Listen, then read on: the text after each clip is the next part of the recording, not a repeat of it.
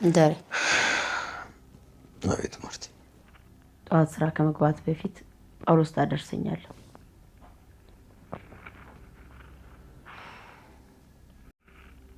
ሰምተኛል?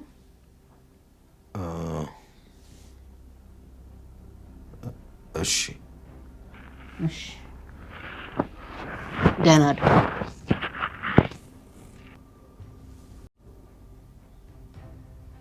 ደህና ደር።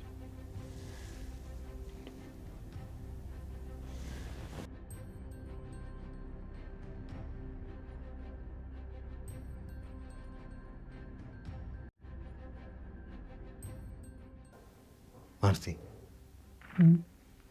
ምን እያሰብሽ ነው? ስለ ልጅ። ስለ የትኛዋ ልጅ? ስለ ኤቢ ነው? አዎ ስለ ኤቢ በጣም ተጨንቃለች። ዋሽተሽኝ ነው አይደል ማርታ? እንደማን? ከማን ነው የተማርኩት? ቆይ እኔ ምንድን ነው ያልሽውሽ ታዲያ?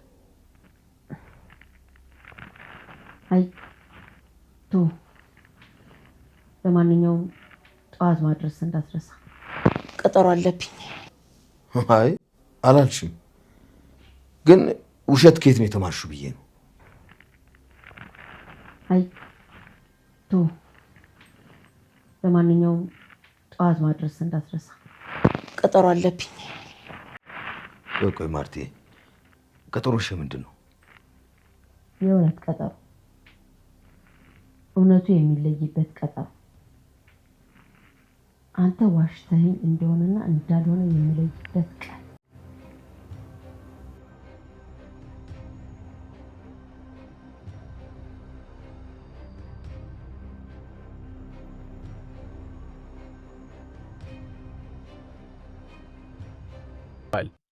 አመሻሽ ላይ ጭር ሲል በር መዘጋቱን፣ መስኮት መቆለፉን፣ እንደ ሸረዲት ግድግዳ ጥግ ተለጥፎ የሚያዳምጥ አለመኖሩን አስተውለው ለሕዝብ ያልተለቀቁ ፊልሞቻቸውን ይመለከቷቸዋል። ሚሼልና ማሪዮ የተመለከቱትን አሰቃቂ ድርጊት ለመርሳት ራሳቸውን በአልኮል ውስጥ ይከቱም ነበር። በኋላ በደህንነት ክትትል ሲደረግባቸው ቆየ። በመጨረሻም አዲስ አበባ 5ኛ ፖሊስ ጣቢያ ተጠሩ። 1-2 ጥያቄዎች ተጠይቃችሁ ትመለሳላችሁ ተብለው ነበር ለምርመራ የተጠሩት። ሚሼል ደርሰህ ትመለሳለህ ተብሎ ለተከታታይ ቀናት እስር ቤት መቆያ ሆነ። በኋላ አብዮቱን በመካድ ወንጀል ተከሰሰ። መንግሥት የማያውቃቸውና ያላስረከብካቸው ፊልሞች በእጅ ይገኛሉ፣ ደግሞም ከአብዮቱ በተቃራኒ ጎን ለቆሙ ትኩረት ትሰጣለህ ተባለ። ሆኖም የታሰረው ከፖለቲከኞች ጋር አልነበረም፣ ከኪስ አውላቂዎች፣ ከማጅራት መቺዎችና ከአደገኛ ነፍስ አጥፊዎች ጋር እንጂ። ወታደራዊ መኮንኖች ጥያቄዎቻቸውን አክተለተሉ። ሚሼልም መልስ መስጠቱን ቀጠለ። የኔ ወንድም ወደ ምስራቅ የሄድነው ከአዲስ አበባ ነው፣ በመንግሥት ትእዛዝ። የኦጋዴን ጦርነትን ለታሪክ ለማቆየት። ትግል ድል ትግል ነው ርዕሱ። እኛ የደረሰን መረጃ ደግሞ በጦር ውስጥ ታላቅ ተጋድሎ የፈጸሙ የጦር ሰራዊት እያለ ፊልሙን በትርኪ ምርኪ ጀብደኞች ሞልታችሁታል ተብለን ነው። ትርኪ ምርኪ ጀብደኞች የተባሉት እነማን ናቸው? የድሬዳዋ ነዋሪ የሆኑ ጋሪ ነጂዎች? ጋሪ ነጂዎቹ በመስራቁ ጦር ያደረጉትን ድል በቀላሉ የሚዘነጋ ነው? ያየሁት እነሱንም ጭምር ነው። ጋሪ ነጂዎቹ ንዋይ አላታለላቸውም። ጋሪ ነጂዎቹ ለሕይወታቸው አልሳሱም። ጋሪ ነጂዎቹ ኢትዮጵያዊነት ግድ ሰጥቷቸው እንጂ ሜዳሊያ ፍለጋ ብለው አልነበረም ያን ሁሉ ዋጋ የከፈሉት። ሳይታዘዙ ሳይገደዱ ሰብአዊነት ገዷቸው ቁስለኞችን እየጫኑ በፍጥነት ወደ ሆስፒታል ለማድረስ ያደረጉትን ተጋድሎ ትርኪ ምርኪ ብዬ ልለፈው። አንዳንድ ካድሬዎች ግን ኢትዮጵያዊነትን ነፍጓቸው ከፊልሙ ተቆርጦ ይውጡ አሉ። እርግጥ ከፊልሙ ተቆርጦ ወጥቷል። ከልቤ ውስጥ ግን ማንም ቆርጦ ሊጥላቸው አይችልም። የማይታየውን ነው ማየት። እንደ ከያኒ ማየት የሚገባኝም የማይታየውን ነው። እርግጥ ለመታየት ብሎ ወገኖቻቸውን አልደገፉም። ሚሼል እንባ ተናነቀው። መርማሪው ጥያቄ ቀየረ። ለምንድን ነው የመሰረትን ቤተሰብ የምትከታተለው? ወንድሟ የተገደለው ኢያፓ ስለነበረ እንደሆነ አታውቅም? አሳዝኖሃል? የወንድሟ አሟሟት ሳይሆን መሰረት ዋጋ የከፈለችበት አብዮት ነው የሚያሳዝነኝ። ቤተሰቦቿ ናቸው የሚያሳዝኑኝ።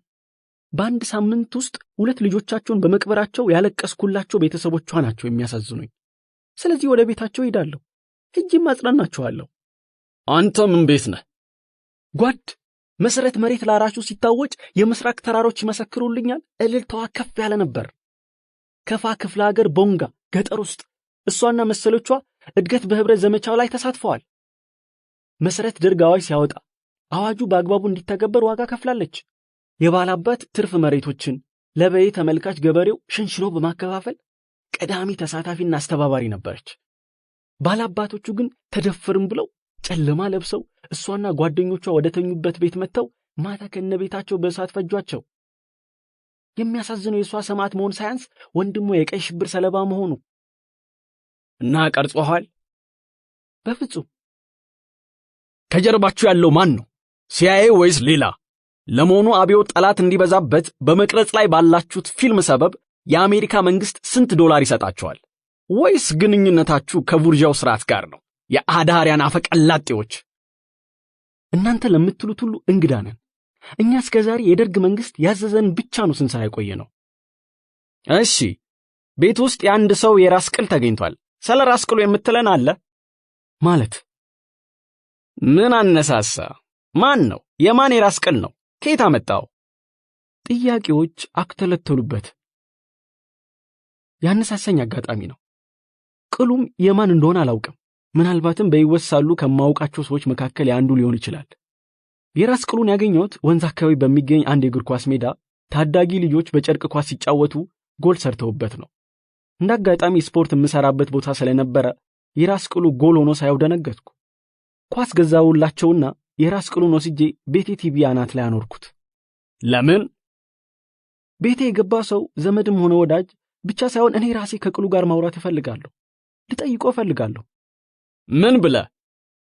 በየቀኑ ብዙ ጥያቄዎች። ምርመራው ቢታክተው የደረሰበት የመንፈስና የአካል ድቀትና ውድቀት ቢፈታተነው ሞት ካጠገቡ በችልታ ያለፋቸውን ቀናት ጠቅሶ ምን ነው ብሎ ተማረረ። ጠረጴዛውን በክርኑ ነረተ። የለበሰውን ሸሚዝ ቀደደ። የጎልማሳነት ቀይ ደረቱ ታየ። ጉማ የሚለውን ፊልም የጻፍኩበት ብዕሬ ትረገም። ጦር ሜዳ የሳተችኝ ጥይት ትረገም። በኦጋዴን ተራሮች ታሪክ ሲሰራ ለታሪክ ተመልካቹ ጥልቅ የሀገር መውደድን ስሜት አቆያለሁ ብዬ ያለፍኳቸው ቀናት ይረገሙ። ለሀገሬ ለኢትዮጵያ በክብር የመሞት እድል እያለኝ ለዚህ ጥርጣሬ የተዳረኩት በዚህ ነው። ጥይቶቹ ባይስቱኝ ኖሮ ዛሬ እናንተ ፊት በውርደት አልታይም ነበር አለ። በዚህ ምሬት በሞላው ወቀሳው የተነሳ ግርፊያው ቀነሰለት። ምርመራው ቆመ። ምርመራውን ካቆማችሁ ለምን አታሰናብቱኝም? እናሰናብታለን። መቼ? ከበላይ አካል ትዕዛዝ እስኪመጣልን መጠበቅ ነው። መቼ ነው ትዕዛዙ የሚመጣው? አናውቅም። ጠይቁና ንገሩን። የመጠየቅ መፍትም የለንም። ያንተ ጉዳይ የተያዘው በበላይ አካል ነው። ሚሼል ለአንድ ወር ተኩል ያህል ከማቀቀው ኋላ ተፈታ። እንደ አብዛኛው ጸረ አብዮተኛ እሱም ወፌላላ ተገርፏል። በአካልም በስነ ልቦናም ተቀጥቷል። እንዲህ ባለው ሁኔታ ከመኖር ሞት በብዙ እጅ ጣም እንዳለው ተሰምቶታል። ሚሼል የተፈታ ቀን ተመላልሳ ትጠይቀው የነበረች ታናሽ እህቱ አውቃል ግን ማን እንዳሳሰራችሁ ብላ ጠየቀችው። አላወኩም፣ ገምቼም አልመጣልኝም። የጓደኛ የማሪዮ ፍቅረኛ የነበረች። ሚሼል ደነገጠ። ምን ነው ይህን ያህል ምን አደረግናት? ጓደኛ ከሱ ጋር የነበራትን የፍቅር ግንኙነት በማቋረጡ በጣም ተናዳ ነበር። ወንድ ትቼው እንጂ ትቶኛ አውቅም የምትለው ነገር ነበራት። አንቺ እንዴት አወቅሽ? መታ ነግራኛለች። ሚሼል ማሪዮን እንዴት እንደምወደው ያወቀ ግንኙነታችን እንዲቀጥል አላግዘኝም አላስታረቀንም ብላኛለች። እኔ ደግሞ ማሪዮንን በማጣቴ ልቧ እንዴት እንደተሰበረ አውቃለሁ። ማሪዮን እንደማያገኛት አውቃለች። ምኞቷ አንተ ከሀገር እንድትባረር እሱ ደግሞ በሀገር ክደት ወንጀል እንዲከሰስ ወይንም ጸረ አብዮተኛ ተብሎ እንዲገደል ነበር። ግን ማሪዮ በሁለተኛው ቀን ተፈታ። አንተ ከረምክ። ስለዚህ እዚህ በመጣች ቁጥር እሷን ረስታችሁ ወይንም እንደራሳችሁ ሰው አድርጋችሁ በመቁጠር የምታወሩትን ሁሉ ሄዳ ለደህንነቶች ተናገረች። ማሪዮ ማፌ ሐረር የተዋወቀው ወዳጁ ነው። በከተማ ውስጥ በሚገኝ አንድ የአካል ጉዳተኞች ማዕከል ኃላፊ ሆኖ ይሰራ ነበር። እዚህ መጥተው ፈትሸዋል አይደል? ፈለጉ የሚያስወነጅል ሰነድ ወይም መረጃ የለም። እነሱም ወጡ። ሚሼል ፊልሙን እንደማያገኙት ያውቅ ነበር። ላምባሉ አለበት ኩበት ለቀማ። በአንድ ወቅት ለመንግስት ሥራ ጉዳይ ከሀገር ሲወጣ አንድ ፈረንሳይ ወዳጁ ዘንድ ፊልሙን አስቀምጦታል። ኢትዮጵያ ይህንን የልጆቿን የደም ታሪክ በጥሞና ማየት የምትፈልግበት ቀን ይመጣል። ምኑ ጋ ነው የሳትኩት? በአንድ ማፀን ያደሩ ልጆቼ እርስ በራስ እንዲዋደዱ ሳይሆን በጥላቻ ከመተያየት አልፎ ለመገዳደል እስኪፈላለጉ ድረስ የሆኑብኝ እንዴት ባሳድጋቸው ነው ብላ ራሷን የምትጠይቅበት ዘመን ይመጣል ብሎ። ሚሼል እንግሊዝ ሀገር ለእንግድነት ሄዶ አንድ ወዳጁ ቤት ባረፈ ጊዜ ሚሼል ጋቢ ለብሶና በረንዳ ላይ ተቀምጦ አይኖቹን ወደ ተከፈተው በር ልኮ የትዝታውን ጥጥ እያባዘተ ነበር። የበረንዳው መከለያ በፍርግርግ እንጨቶች የተበጀ ቢሆንም በአበቦችና በሐረጎች ተሸፍኖ ዝንብ የሚያስቾልክ አይመስልም። በረንዳው ላይ እንደተቀመጠው ሰው ግርማ ሞገስ አለው። በግቢ ውስጥ የሚታዩት አጸዶች እንደ ሚሼል ጺማም ሆነዋል።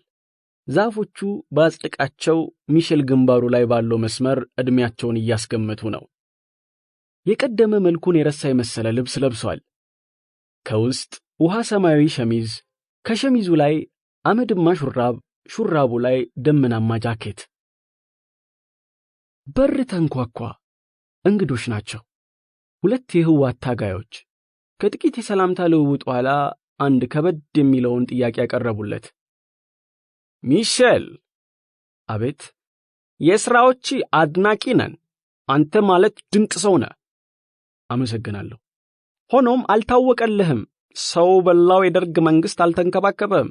አቆርቋዩ የፊውዶ ቡርዣ ስርዓትም ድካምን አልቆጠረልህም። በአጠቃላይ ኢትዮጵያ በነፍጠኞች ደባ የተነሳ አልተገነዘበችህም። ሚሼል ይህንን ሰምቶ አጸፊታውን ሳይመልስ ዝም።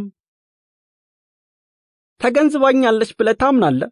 ኢትዮጵያ ዋጋዬንና ማንነቴን አውቃለች ብለህ ትገምታለህ? በተለይ የደርግ መንግስት። አሁንም ዝም። ሚሼል ፓፓታኪስ።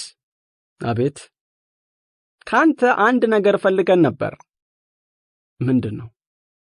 እንከፍልሃለን። ስምህን የሚመጥን ገንዘብ እንሰጥሃለን። ምንድን ነው የምትፈልጉት? ፊልም እንድትሸጥልን። ፊልም? አዎን፣ በቀይ ሽብር ዘመን የቀረስካቸው ፊልሞች አሉ ያልተሰራጩ ቅጂዎቹ አንተ ዘንድ ብቻ የሚገኙ እና ብዙ የተንገላታህበት፣ ከሞት የተረፍክበት፣ ብዙ ነገር የሆንክበት። እውነት ነው አለ። ሽጥልን። ምኑን? ፊልሙን። እኔ ደም አልሸጥም። ደም? አሁን ደም። የምን ደም ነው የምታወራው? እኛ ምንል የቀይ ሽብርን ፊልም ነው። እኔ ደም አልሸጥም አልኳችሁ እኮ። ደሙ የኢትዮጵያውያን ደም ነው። የኢትዮጵያውያንን ደም በገንዘብ የመለወጥ ሞራል የለኝም። ጥሏቸው ተነሳ። ሽጥልን ያሉት የከበረ ሀብት ለከባድ ፕሮፓጋንዳ ስርዓቱን ለማጥላላት ሊጠቀሙበት እንጂ ሰብአዊነት ገዷቸው እንዳልሆነ ይገምታል። የትግል አጋሮቻቸውን አንክቶ በመብላት በኩል አይተናነስም ብሎ ያምናል። አንዱ በስውር ሌላው በጋድ ያድርጉት እንጂ ሁለቱም በወንድሞቻቸው ስጋና ደም የደለበ አካል ይዘው ነው የሚንቀሳቀሱት። መረጃውን ያገኙትም ታስሮ በነበረ ጊዜ ለምን እንደታሰረ ከሚያውቁ አብሮ ታሳሪዎቹ አንደበት ሊሆን እንደሚችልም ጠርጥሯል።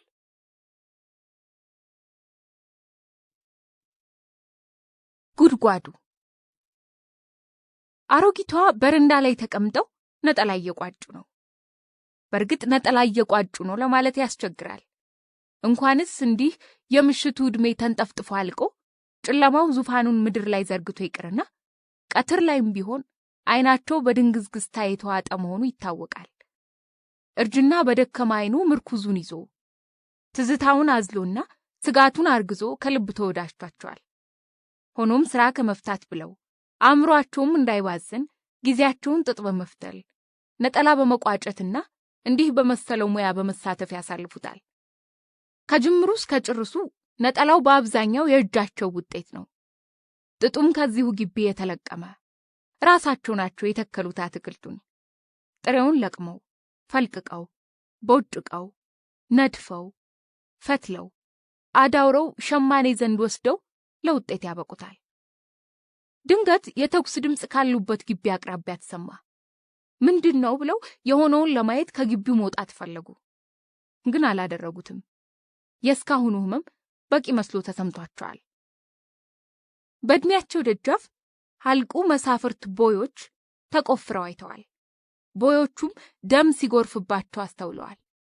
ሰሞኑም ጭምር የመጣው ስርዓት ሁሉ ነባሩን ቦይ በምስክርና በመገናኛ ብዙሃን ፊት ይደፍናል። ስለ ደም ጎርፉ ቁማርና ስለ አጫወት ብልሃታቸው ያትታል። አፍታም ሳይቆይ እሱ ራሱ ከተደፈነው ቦይ ጥቂት ራቅ ብሎ የራሱን ቦይ ይቆፍራል። ደሙም መንዠቅዠቅ ይጀምራል። የተኩስ ድምጾች በተሰሙ ቅጽበት ከአጥራቸው አንድ ሰው ዘሎ ገባ። ዱብታው ያልጠበቁት ስለነበር በደመ ነፍስ የሚቋጩትን ነጠላ ወደፊታቸው ወረወሩት። መልሶ አነሱት። ሰውየውም በዓይናቸው ተከተሉት።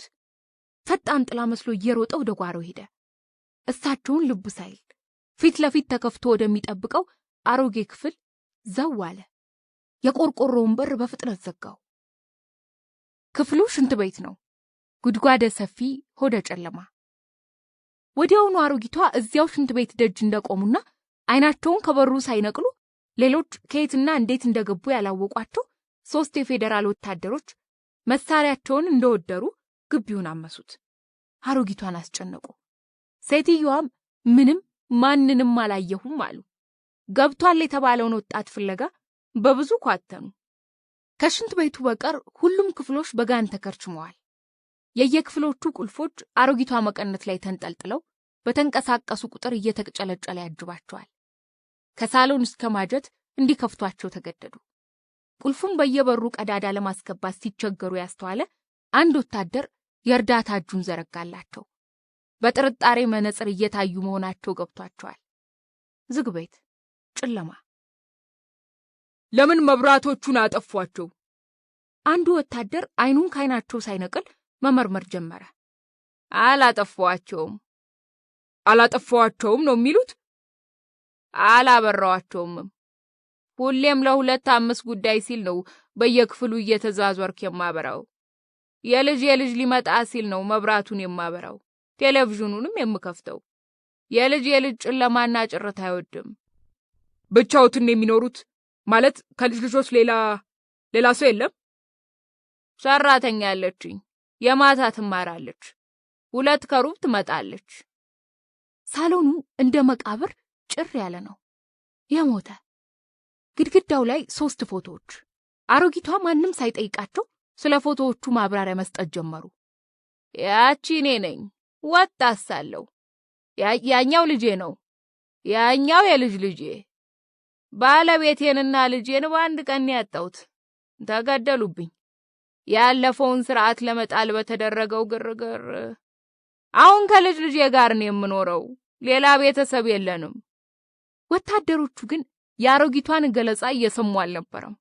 ቤቱ ባለብዙ ክፍል ነው። እንደ አሮጊቷ 3 ተከታታይ መንግስታት አይቷል። የግድግዳው ቀለምም አልተቀየረም። ያለው ሁሉ የነበረ ነው፣ ከአላቂና ተሰባሪ ቁሳቁሶች በቀር። ወታደሮቹ በየክፍሎቹ ገቡ። ፍራሾቹን አነሱ። በየአልጋዎቹ ስር ተመለከቱ። ቁም ሳጥኖችን ከፈቱ። ልጁ የለም። ባትሪ እንደለኮሱ መሳሪያቸውን እንደወደሩ ግቢውን በድጋሚ ያሰሱት። በየጽዱና በየሰንሰሉ ስር አንዱ ወታደር ወደ ጓሮ አምርቶ በእንጨት በተሰራው አጥር ላይ ወጥቶ ውጭውን ተመለከተ። ከአጥሩ ጀርባ ሌላ ቤት የለም፣ መንገድ የለም፣ ባዶ ቦታ የለም፣ ወንዝ ብቻ። ወንዙ ጥልቅ ነው። ወቅቱም ክረምት፣ ሐምሌ። የጥቁር ደመና ጌታ። የት ሊሄድ ይችላል? አለ አንድ ወታደር እዚያው ሽንት ቤቱ ደጅ ላይ እንደቆመ። አይጥ እንደሚያድን ድመት ኮሽታን በንቃት እያዳመጠ። በርግጥም ወጣቱ ሽንት ቤት ውስጥ ከገባ ሌላ መውጫ የለውም። ከታች ጉድጓድ ነው፣ ከላይ ዝግ የዛገና ጨረር የሚፈነጥቅ ቀዳዳ ያለው ቆርቆሮ፣ ዙሪያው ግድግዳ፣ ጭቃ ምርግ፣ 3 በ3 የሆነ መስኮት አልባ ክፍል። ወታደሮቹ በርግጫ በሩን በርግደው ገቡ። ወታደሮቹ ሳይሆንላቸው ቀረና ተስፋ ቆርጠዋል። ሆኖም መግቢያው በሩ ጋር እንደደረሱ ከ3ቱ አንዱ ማመንታት ታየበት። እንደ ቆሙ አንሾካሾኩ። ግልጽ ነው፣ ፍለጋቸውን አላመኑትም። ተመለሱ። ቀደም ሲል ያዩዋቸውን ቦታዎች በድጋሜ በጥንቃቄ ፈተሹ። አሮጊቷ የፌደራል ወታደሮቹን የሚጋብዙትን ያጡ ይመስል የቴሌቪዥኑን ሪሞት ኮንትሮል ተጫኑት።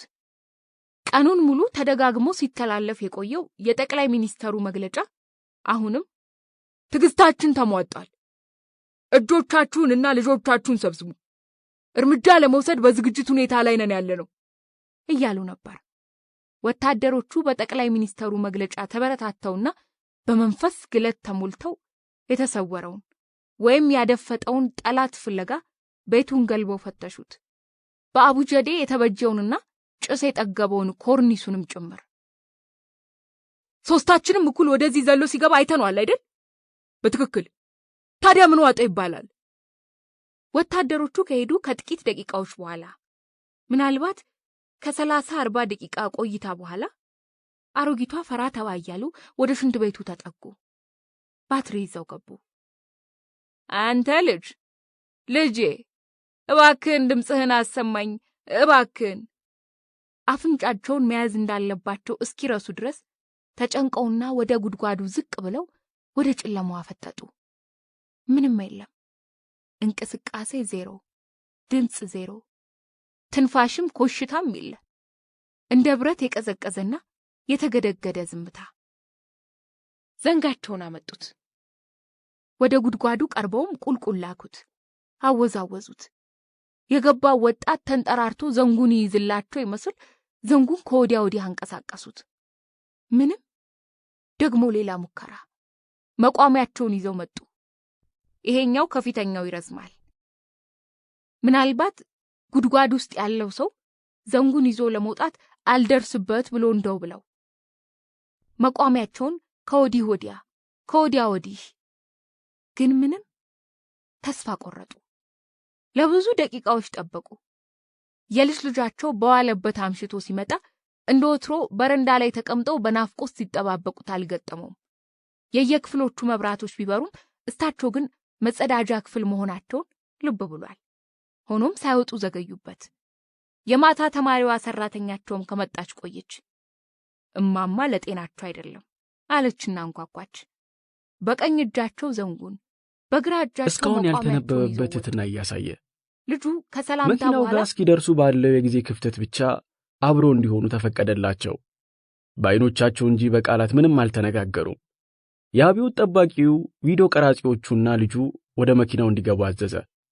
አባትየው ልጁን ለመሰናበት አላስቻለውም። እባካችሁ ወንድሞቼ ልጄ ይፈታና በመተኩ እኔን። ይህ እንኳን የማይቻል ነው። ሁለቱ ከማስታወቂያ ሚኒስቴር ተወክሎ የመጡ ሳንሱር አድራጊዎች የአብዮቱን ድልና ገድል እንዲተርክ ተብሎ የተቀረጸውን በጥንቃቄ ለመመርመር ቀጠሮ ይዘው ብቅ አሉ። ተፈሪ ወሰን፣ ሳሙኤል ፈረንጅና ሌሎችም የሚሼል ፓፓታኪስ አጋዦች ባሉበት የተቀረጸውን በጥንቃቄ ማየትና ማስታወሻቸው ላይ መከተብ ጀመሩ። ፊልሙ እንደተጀመረ ሳንሱር አድራጊዎቹ ፋታም ሳይቆዩ ወዲያውኑ ምን ይሰራል? ይሄ ለምን ተቀረጸ? ይሄ ምስል አብዮታችንን አይጠቅመውም። እንትኑ ለምን አልገባም? ሌኒን እንዳለው የማርክሲዝም ፍልስፍና እንዳስቀመጠው አብዮታዊ መሪያችን ጓድ ሊቀመንበር መንግስቱ እንዳስቀመጡት ማለት አበዙ። ዳይሬክተሩ ካድሬዎቹ የሚያሰሙት ነገር ትችት አቅለሸለሸው። መንፈሱን እያጎሳቆሉበት እንደሆነ እንዲያውቁ አደረገ። ከአንደበታቸው የሚፈልቁ ሐሳቦች ሁሉ ያላዋቂ ሳሚ ነገር ሆነበትና በማየት ላይ የነበሩትን ፊልም ዘጋው። እናም እጁን አጣጥፎ እግሩን ዘርግቶ ተሰላችቶ ተቀመጠ። ባዶ በሆነው ነጭ አውጀዲ ወይም ስክሪን ላይ ማፍጠጥ ቀጠለ። ሳንሱር አድራጊዎቹ ምን እያደረክ ነው ብለው ጠየቁት። ማየቱ ይበቃቸዋል። ለምን? አስተያየታችሁ ልክ አይደለም። አስተያየት ፊልሙን አይታችሁ ሲጨርሱ ነው መስጠት ያለባችሁ። ፊልሙ ውስጥ ለምን ገባ ብላችሁ የምትከራከሩበት ጉዳይ ለምን እንደገባ ጥቂት ቆይቶ ታዩታላችሁ። እናንተ ግን ስህተታቸውን እንደማይደግሙትና የተሰጣቸው ፖለቲካዊና አብዮታዊ ኃላፊነት ከባድ ስለሆነ መጠንቀቅ ከመፈለግ የመነጨ አስተያየት በመሰንዘር ላይ እንደሚገኙ ነገሩትና ፊልሙን አስከፈቱት። ካቋረጡበት ቀጠሉ። ስክሪኑ ላይ የቀይ ሽብርን ትወና የሚያሳይ ምስል ታየ። የአልጄሪያውያን አብዮተኞች ፊልም የመሰሉ ትርኢቶች፣ ሳይታበሱ የቀሩ እንባዎች፣ በየመንገዱ በየጎዳናው የወደቁ ወጣቶች ደም፣ አኪል ዳማ። አንዱ ሳንሱር አድራጊ አላስቻለውም። በሚያየው ነገር ተበሳጨ። ውርደቱ እንደተገለጠበት አሁን ይህ ምን ያደርጋል? ለምን አስገባው? አለ። አሟሟቱ ህሊናን የሚረብሽ አንድ ሰው ዘንበል ብሎ የሚታይበት ቀይ ሽብር ይፋፋምብኝ የሚል ጽሑፍ ደረቱ ላይ የተወረወረበት ትዕይንት ይታይ ነበረ። ለምን አስገባው? የኢትዮጵያ ታሪክ የሂደት አካል ስለሆነ። ምን ሆነ የኢትዮጵያ ታሪክ? ሽብሩ፣ ቀይ ሽብር፣ ነጭ ሽብር፣ አረረም መረረም የዋኘንበትና እየዋኘንበት ያለው የደም ወንዝ ይህንን ይመስላል። ሳንሱር አድራጊው በቁጣ ቁረጠው ብሎ ትእዛዝ አስተላለፈ። ትዕይንቱን ቆርጠ ካላወጣ አንገትን ነው የምቆርጠው የሚል መልእክት በካድሬው አይን ውስጥ አነበበ። ዳይሬክተሩ ቁረጠው አሁኑኑ። አቤት፣ አያስፈልግም፣ አውጣው። ይህ መቼም የትም መታየት የለበትም። ዳይሬክተሩ የአንድ ፊልም አዘጋጅ ግብር በሙሉ ፊልሞቹን ማሳየት ነው። የሳንሱር አድራጊዎች ደግሞ ደስ የማይላቸውን የታሪክ ገጽ ከፖለቲካው ምዕራፍ አውጥቶ መጣል ነው። ታሪኩ ሳይሆን የፖለቲካ ኢላማቸውን ግብ ማድረግ ይበልጥባቸዋል አለ በልቡ። ዳይሬክተሩ አንድ ጠዋት ጄኒፈር ከተባለች ጓደኛው ጋር ቁርስ እየበላ ሳለ ስልኩ ጮኸ። ጄኒፈር ከደዋዩ ጋር በጀርመንኛ ቋንቋ በስጋትና በሹክሹክታ ስሜት ስታወራ ቆየችና አውርታ ሲጨርስ ሚሼል ፈረንሳይ መሄድ አለብህ። የፈረንሳይ ሀገር የይለፍ ቪዛ አለ አይደል አለችው። አሁን ምን ነው? ከኮሚኒስቷ ከምስራቅ ጀርመን ሀገር የመጡ ሰዎች ሊወስዱ ነው። ሚስጥሩን የሚያውቁ ሰዎች ናቸው እንድታመልጥ የነገሩኝ። የምን ሚስጥር? ደርግ ሊገድል ነው። ሚሼል ጸረ አብዮት ሥራ እየሰራ ነው። የአብዮቱን ታሪክ የሚያጠለሹ ፊልሞችን በድብቅ እየቀረጸ ነው። ቀርጾም ወደ ምዕራቡ ዓለም ሊልክ ነው ተብሎ እየተወራብህ ነው። አትረበሺ፣ ይልቁንስ አንድ መለኪያ መጠጥ ስጪኝ። ተነስ ተነስ ተነስ። ጄኒፈር። አቤት። ስታስብ የኢትዮጵያ መንግስት እኔን በማሳፈኑ ምን የሚጠቀም ይመስልሻል? ፊልሙ እንደሆነ በኢትዮጵያ መንግስት ስም ነው የተመዘገበው። ይዤው አልወጣ። ደግሞ ብታሰር ብታፈን ምን እየሰራው እንደሆነ የሚያውቁ የአውሮፓ ጋዜጠኞች ዝም የሚሉ ይመስልሻል? ውትወታዋን ሊቀበለው ስጋቷን ሊጋራው አልቻለም። ከሳንሱር አድራጊዎች ጋር ለሁለተኛ ዙር ግምገማ ለማድረግ ቀጠሮ ነበራቸው። በቀጠሮው ቀንና ቦታ ተገናኙ። መገናኘት የነበረበትና ኃላፊነት ተሰጥቶት የነበረው ሳሙኤል ፈረንጅ አዝማሚያቸውን ፈጽሞ አልወደደውም ነበርና ሳይገኝ ቀረ። ወደ ባህር ማዶ ኮበለለ። ገምጋሚዎቹ ፊልሙን አይተው እስኪጨርሱ ቃል አልተነፈሱም። የባለፈው ስህተታቸውን አልደገሙትም። እሺ ምን ትላላችሁ? ምን ተሰማችሁ? ምንም የምንለው ነገር የለንም። ምንም? ፊልሙ መታየት ያለበት አዲስ አበባ ነው። እዚያ ያሉ ሳንሱር አድራጊዎች ያዩታል። እነሱ ራሳቸው የሚያደርጉትን ያድርጉ። የሚሉትን ለመስማት ዝግጁ ነኝ። ፊልሙን ወስደን እናሳያቸዋለን። ይዩት።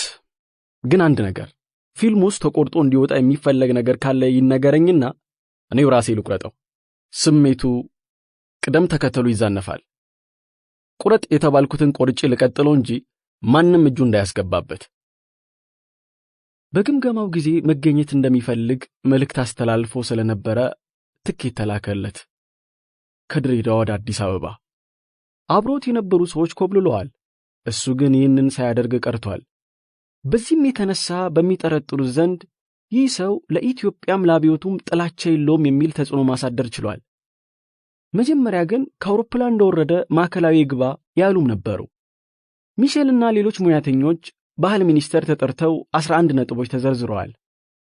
በእነዚህ ጉዳዮች አልተስማማንም አሏቸው። አስተያየቶች ዘነቡ፣ ትችቶች ጎረፉ፣ በአብዮቱ ሚዛን ተሰፈሩ፣ በመንግስት አይኖች ለማየት ተሞከሩ። በዝምታ ፊልሙ ሲመለከትና በሳንሱር አድራጊዎች አስተያየት ሲናደድ የነበረው የባህል ሚኒስቴር ቋሚ ተጠሪ ግን ይህ እኮ ድንቅ ታሪካዊ ፊልም ነው፣ ሊጨበጨብለት የሚገባ አለ። ፊልሙ ብዙ ነገሩ አስደሳች ሆኖ አግኝቼዋለሁ። በተለይ የሐረር ኦሮሞ ከጠላት ጋር ወግኖ ኢትዮጵያን ወክቷል ሲባል ነበር። ፕሮፓጋንዳውም ተሰራጭቶ ህዝብን አወናብዶት ነበር። ፕሮፓጋንዳው የተፈለገው ለኢኮኖሚ ጥቅም ነበር። ጠላት ሐረርና የሐረርን መሬት ይፈልጋል። መሬቱ አረንጓዴ ወርቅ ያመርታል፣ ቡና አለው።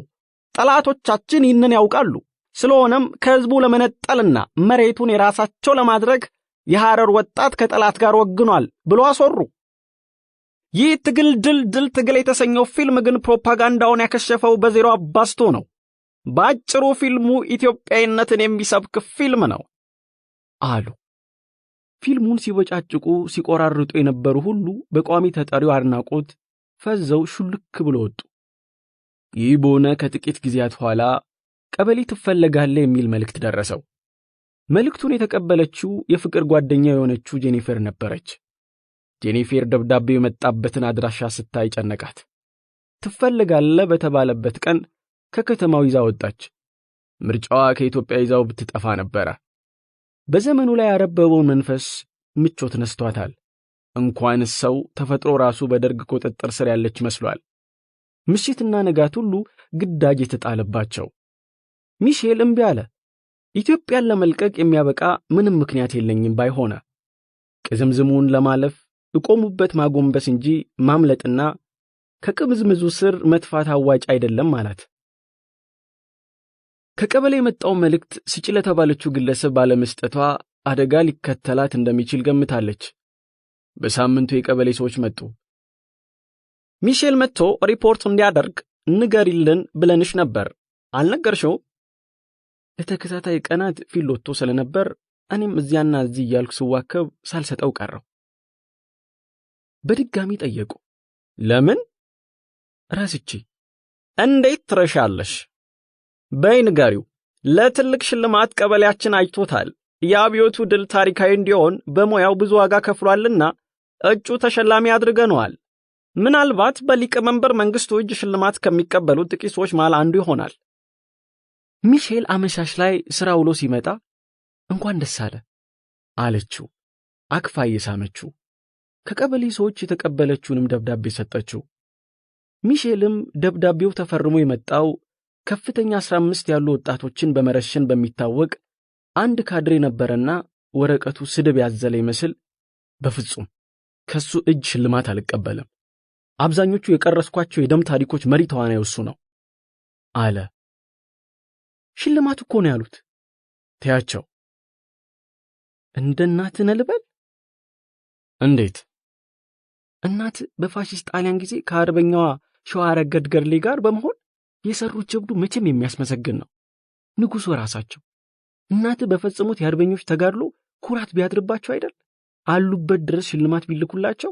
እናት መልእክቱን ይዘው በመጣው ሰው ላይ ያፈጠጡ ካንተ እጅ የጀግንነት ሜዳሊያ አልፈልግም፣ ስዋጋ የቆየሁት አንተን የመሰለውን ባንዳ ነው፣ እንዳንተ ባለው ባንዳ መሸለም ለኔ ከስድብ እኩል ነው ብለው አመናጭቆ ያባረሩት።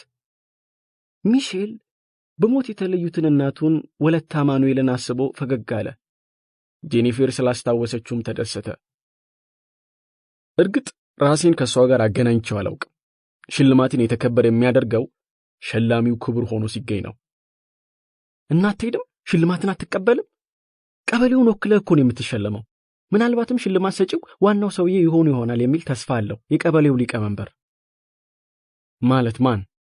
ጓድ መንግስቱ ኃይለማርያም። ይህ ደግሞ ይበልጥ እንዳልገኝ ያደርገኛል። ያ ቀን ያመኛል አለ ሚሼል ፈገግ ለማለት እየሞከረ። በእርግጥ ሚሼል ሳያደርገው ቀርቷል። በዕለቱ ለራሱ ህመም ሰጥቶ ውሎውን ሆስፒታል አደረገ። ደብዳቤውንም ቀደደው። ዳይሬክተሩና የሙያ ባልደረቦቹ ድሬዳዋ፣ ሐረር፣ ጎዴ ለሥራ ሄደው በነበረበት ጊዜ አመሻሽ ላይ በቤታቸው ውስጥ እሱና ማሪዮ በመላው ኢትዮጵያ ስለተደረጉ የደም ታሪኮች ያወራሉ። እርግጥ ማሪዮ ስለፈሰሰ የሰው ደም የማውራት ፍላጎት አልነበረውም። ግና አንዲት ፍቅረኛ ይዞ በቅናቷ ሕይወቱን ብታመሳቅልበት ጊዜ ተይኝ ብሎ መለየትን የመረጠበት ጊዜ ነበረና ራሱን በትረካ ውስጥ አስዋጠ። ሆኖም መራራ ቢሆንም መለየትን እንደ መድኃኒት ተግቶት ነበር። ከዳይሬክተሩ ጋር መዋሉና ማምሸቱ፣ በነጭና በቀይ ሽብር ዙሪያ ያጠነጥኑ ታሪኮችን መስማቱ የመለየት ሕመም እንዳይሰማው አግዞታል። ይወራል ስለነ አሊ ሙሳ፣ መላኩ ተፈራ፣ ግርማ ከበደ፣ ገስግስ ገብረ መስቀልና ስለሌሎችም። ሚሼል ፓፓታኪስ በኢትዮጵያ የመጀመሪያ ባለቀለም ፊልም የሆነውንና ጉማ የተሰኘውን ፊልም ሲሰራ መነሻ ያደረገው የኦሮሞን ባህል ነው። በእርግጥ ያ ባህል በኦሮሞ ብቻ ሳይሆን በአንዳንድ ብሔሮች ላይም የሚተገበር ፎክሎር መሆኑን ተረድቷል። ጉማ አንድ በነፍሰ ገዳይነት የተወነጀለ ሰው በሽማግሌዎች እንዲከፍል የተበየነበትን የደም ካሳ ለመክፈል በየሰው ቤት በየገበያው እርጥብ ሳር ይዞ ያደረሰውን የሕይወት ኪሳራ በየዘመዱ እየዞረ የሚለምንበት ሥርዓት ነው። ሚሼል አሁን ጉማና መሰል የባህል ተቋማት ሲፈርሱና ሲፈራርሱ እያየ ነው። የሰው ደም ሲታበስ አላየም። እነ ሚሼል ቀይ ሽብርን በተመለከተ በድብቅ የቀረጿቸውን ፊልሞች ይጠነቀቁላቸዋል።